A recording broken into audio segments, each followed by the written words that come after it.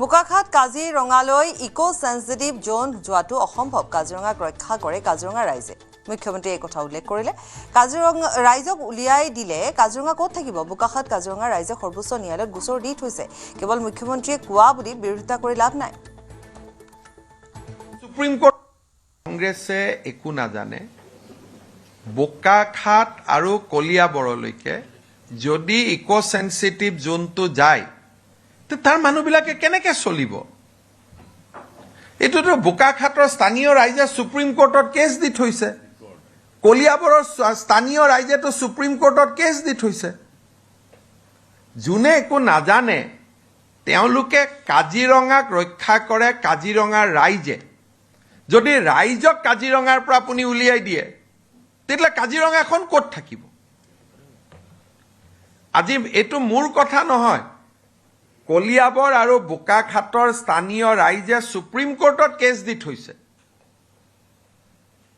এইটোতো আপোনালোকে কিমান লিখিছে তাৰ মিচিং সমাজখনে সদায় আন্দোলন কৰি আছে কাজিৰঙাৰ স্থানীয় ৰাইজে এইটো লৈতো অখিল গগৈ কিমান আন্দোলন কৰি আছে আজি মোৰ মুখেদি ওলোৱা কাৰণে ভাবিলে মই কিবা এটা নতুন কাম কৰিব গৈ আছো যোৱা 10 বছৰৰ পৰা কাজিৰঙাৰ কাষৰ সমাজখনে আন্দোলন কৰিয়ে আছে যে আমাক ব্যৱসায় কৰাৰ সুযোগ দিয়ক আমাক জীয়াই থকাৰ সুযোগ দিয়ক আমাক খেদি দিলে কেনেকৈ কাজিৰঙাখন বাচিব এইটোতো কোনো নতুন কথা নহয়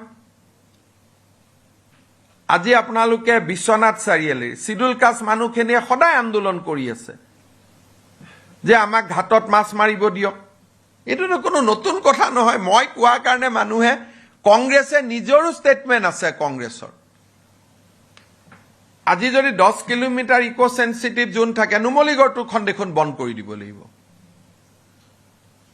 নুমলীগড় ৰিফাইনেৰীয়ে দেখোন বন্ধ হৈ যাব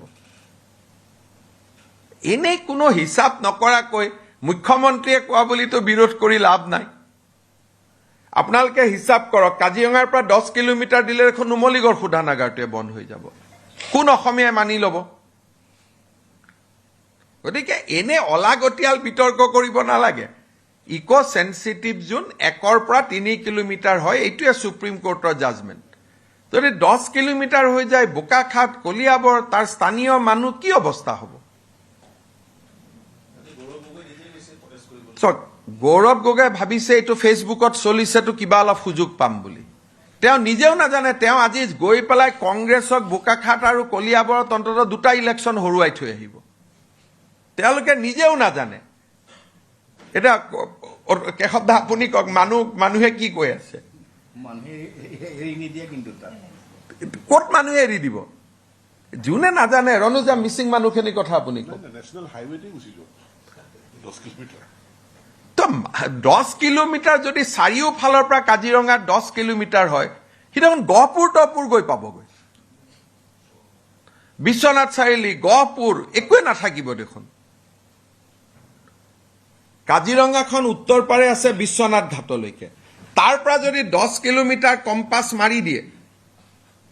তে গহপুৰ বিশ্বনাথ চাৰিআলি একোৱে নাথাকিব দেখোন কাজিৰঙা মানেতো কহৰা নহয়